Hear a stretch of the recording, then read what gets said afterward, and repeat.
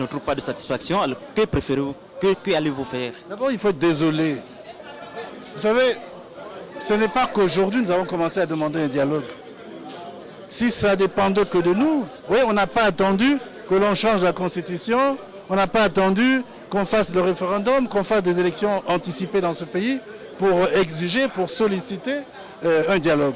C'est depuis 2012 que nous avons posé le problème en termes d'état général de la nation. Parce qu'il y a véritablement dans ce pays une crise multiforme et multidimensionnelle. Et c'est pour ça que nous demandons ça. Alors naturellement, il faut le regretter sincèrement si le président Sassou Nguesso, qui est là depuis plus de 30 ans d'existence, qui connaît son pays, ne tienne pas compte de cela. Vous voyez, en demandant encore le dialogue aujourd'hui, nous faisons preuve vraiment de patience. Nous avons foi à l'avenir et c'est à lui que nous nous adressons.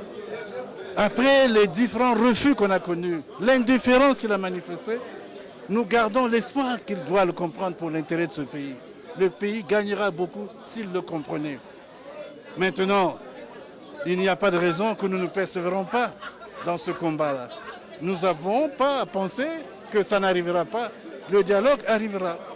D'une manière ou d'une autre, je voudrais vous rappeler qu'en 1991, c'était un combat qui a été mené pour obtenir la conférence nationale de 1991. Ce n'était pas donné.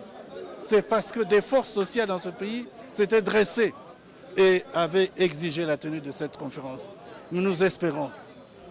Parce qu'après tout, qu'est-ce qui nous reste? Quelles sont les forces des démocrates? C'est le peuple. Les Congolais vont se lever, vont toujours se lever pour exiger cela. Et il n'y a pas de raison que le peuple tout entier n'ait pas raison sur le président Denis Sassou Nguesso. Je crois que le peuple entier aura raison. Et ce dialogue pourrait se tenir.